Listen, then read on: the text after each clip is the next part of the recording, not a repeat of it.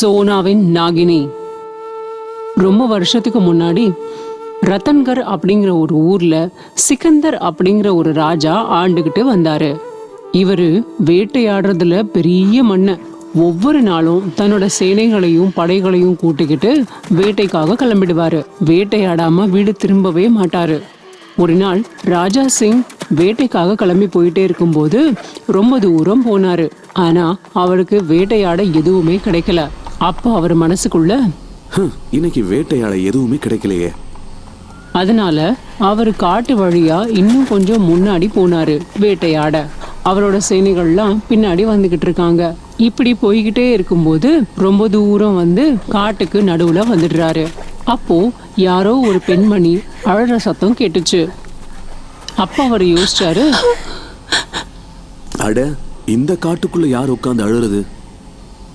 அவரு இன்னும் கொஞ்சம் முன்னாடி போக ஆரம்பிச்சாரு. அப்போ சிக்கந்தர் தூரத்துல ஒரு பொண்ணை பார்த்தாரு. நல்ல அழகான பொண்ணு ஒரு பாறை மேல உட்கார்ந்து அழுதுகிட்டே இருக்கா. அவ கிட்ட போய், யாருமா நீ? உனக்கு என்னதான் ஆச்சு? ஏன் இப்படி அழுதுகிட்டு இருக்க? என்ன பிரச்சனைன்னு கொஞ்சம் சொல்லு அப்படின்னு கேட்டாரு. அதுக்கு அவ, என் பேரு சோனா. எங்க ஊர்ல பெரிய புயல் வந்துச்சு. அதனால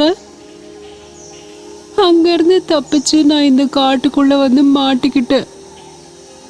இப்போ எனக்கு வீட்டுக்கு போக வழியும் தெரியல. அப்போ சிக்கந்தர் அவகிட்ட, ஒன்னும் பிரச்சனை இல்ல, நீ இப்ப என் கூட மேலுக்கு வா. அப்புறம் உங்க வீட்டை தேடி கண்டுபிடிச்சதும் உன்னை கொண்டு போய் உங்க ஊர்ல விட்டுட சொல்றேன். இப்ப நீ கவலைப்படாம என் கூட வரலாம். சோனா ராஜாவோட சேர்ந்து அவரோட மகளுக்கு புறப்பட்டா. உடனே ராஜா அவங்க சேனைகளை கூப்பிட்டு அந்த பொண்ணோட ஊரை கண்டுபிடிக்க சொல்றாரு. அவங்க ஊருக்கு போய் அவளை பத்தி விசாரிக்க சொன்னாங்க. ஆனா அந்த ஊர்ல யாருக்குமே சோனாவோட வீட்டை பத்தி ஒண்ணுமே தெரியல. சேனாதிபதிகளும் ராஜாவோட மகளுக்கு திரும்ப வந்துட்டாங்க. சோனாவுடைய வீட்டை பத்தியும் அவளுடைய ஊரை பத்தியும் எந்த தகவலும் கிடைக்கல மகாராஜா. இதை கேட்ட உடனே சோனா அழுதுகிட்டே இருக்கா.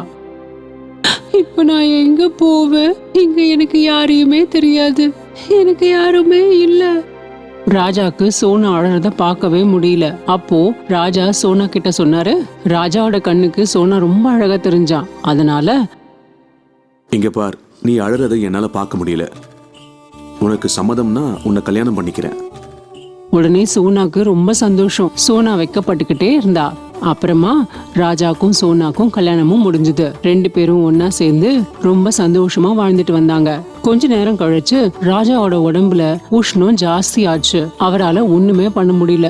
அவரோட தோலெல்லாம் கழண்டுக்கிற மாதிரி அவ்வளவு அசதியாவும் கொஞ்சம் சோர்வாவும் காணப்பட்டாரு. எந்த டாக்டருக்குமே இவரோட ஜுரத்தை பத்தி ஒண்ணுமே தெரியல. ராஜாவோட மகா மந்திரி ராஜா கிட்ட சொன்னாரு, மகாராஜா, நாம ஏன் ஒரு அக்கீமை பார்த்து இதையெல்லாம் சரி பண்ணக்கூடாது? நான் கேள்விப்பட்டிருக்கேன், அவர் கை நாடி பிடிச்சு எல்லாத்தையும் சொல்லிடுவாராம். அப்போ ராஜா மகா மந்திரி கிட்ட சொன்னாரு, சரி, நீங்க என்னங்க கூட்டிட்டு போங்க. ராஜாவும் அவர்கிட்ட போனாரு. அப்போ ஹாக்கிம் அவரோட கைய பிடிச்சு சொன்னாரு, குருஜி, எனக்கு ரொம்ப கவலையா இருக்கு. என்னால எந்த வேலையுமே செய்ய முடியல. என் உடல் எல்லாம் சோர்வாவும் அசதியாவும் இருக்கு. எனக்கு என்ன பண்றதுன்னே புரியல. இதுக்கெல்லாம் நீங்க தான் ஒரு நல்ல வழி சொல்லணும் குருஜி. அப்போ ஹாக்கிம், இங்க பார், உன் மனைவி உன்னோடு இருக்கிறதுனால தான் இதெல்லாம் நடக்குது. அப்போ ராஜாவுக்கு கோவம் வந்து இப்படி சொன்னாரு, நீங்க என்ன சொல்றீங்க? என்னோட மனைவினாலயா? அவளால எனக்கு எப்படி இந்த மாதிரி ஆகும்?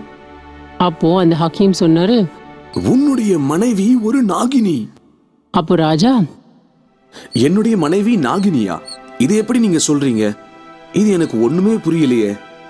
அப்போ அவர் சொன்னாரு, நீ என்னோட பேச்ச நம்பலன்னா நீயே உன் கண்ணால அதை பாத்துக்கோ.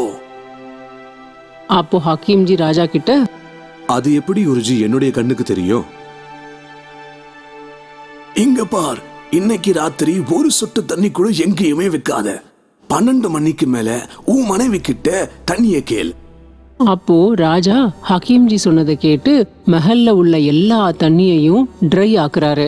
ராத்திரி 12 மணி ஆச்சு. அப்போ அதுக்காக வெயிட் பண்ணி தன்னோட மனைவி கிட்ட, தண்ணி குடிக்க தண்ணி கொடு, இல்லைன்னா நான் செத்து போயிடுவேன். அப்போ சோனா சொன்னா, ஐயோ, நீங்க தான் எல்லா தண்ணியுமே எடுத்துட்டீங்களே, நான் தண்ணியை எங்கிருந்து கொண்டு வர்றது? அப்போ ராஜா சொன்னாரு, அதெல்லாம் எனக்கு தெரியாது. இப்ப எனக்கு நீ குடிக்க தண்ணி தரலனா நான் நிச்சயமா செத்து போயிடுவேன். அப்போ சோனா சொன்னா, ஐயோ சரி, நான் போய் எங்கேயாவது எப்படியாவது தண்ணியை கொண்டு வரேன். சோனா உடனே அந்த ஜன்னல் கிட்ட போய் கையை அப்படி நீட்டின உடனே அந்த கிண்ணத்துல தண்ணி ஃபுல்லா வந்துருச்சு. இது எல்லாத்தையுமே ராஜா உட்காந்து பார்த்துக்கிட்டே இருக்காரு.